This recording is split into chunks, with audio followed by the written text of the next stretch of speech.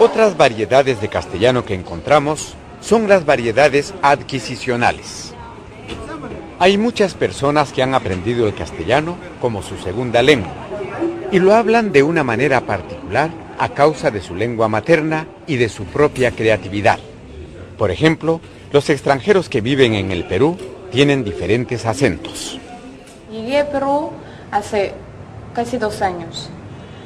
Aprendí idioma acá, sin estudiar. Tuve que aprender en la calle. Vengo de Francia, del sur de Francia.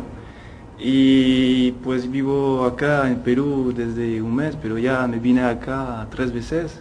El castellano sí es difícil para mí. No es mi lengua, mi idioma natal. Todavía no puedo hablar como esto, completamente, sí. Pero me gusta el castellano y Perú. Cuando nosotros adquirimos una segunda lengua, después de haber adquirido nuestra lengua materna, estamos mostrando la flexibilidad que tiene nuestra mente para adquirir conjuntos nuevos de sonidos, pronunciaciones nuevas, un repertorio muy grande de vocabulario nuevo y nuevas reglas de combinación. No reproducimos simplemente lo que escuchamos, sino que incorporamos elementos de nuestra lengua materna, elementos de la lengua a la que estamos expuestos e incluso creamos elementos nuevos.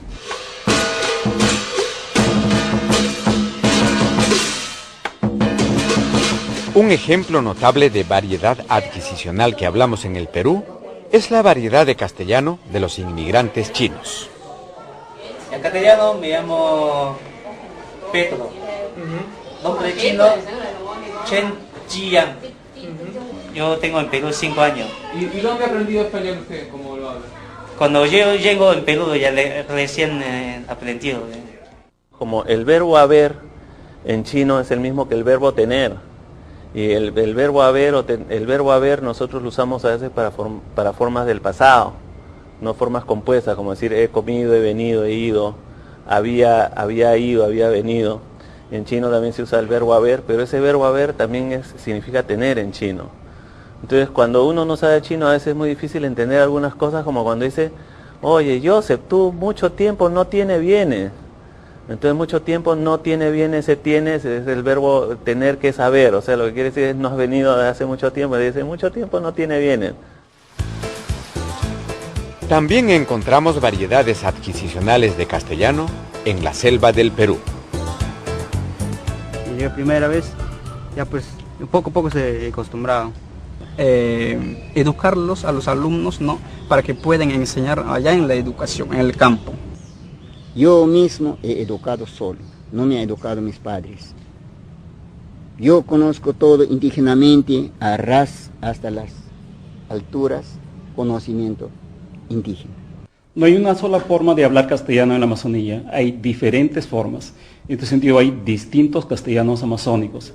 Estos distintos castellanos amazónicos tienen que ver con las distintas lenguas que se hablan en la Amazonía, aproximadamente 38 o 40. Y las diferencias en los castellanos amazónicos tienen que ver con la estructura de la lengua en términos sintácticos, morfológicos, fonológicos. Pongo un ejemplo bien sencillo. Cuando un machillenga debe decir la frase castellana o la oración castellana, duele mi dedo, lo que él va a decir es herere, mirero. ¿Por qué dice esto? Simplemente porque no tiene una D en el sistema fonológico del machillenga. En la zona andina encontramos una importante variedad adquisicional de castellano. Se trata de la variedad de los que hablamos quechua o aymara y que hemos aprendido el castellano como nuestra segunda lengua.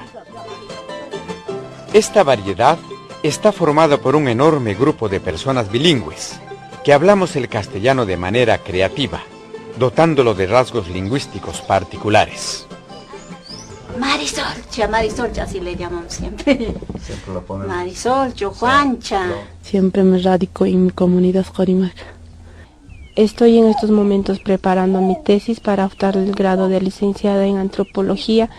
Dice, había una vez 4 hermanos ayer, habían venido a fundar al imperio del Cusco. Licor así, en tacita había de ese tamaño. Tenía su su cordoncito, pues.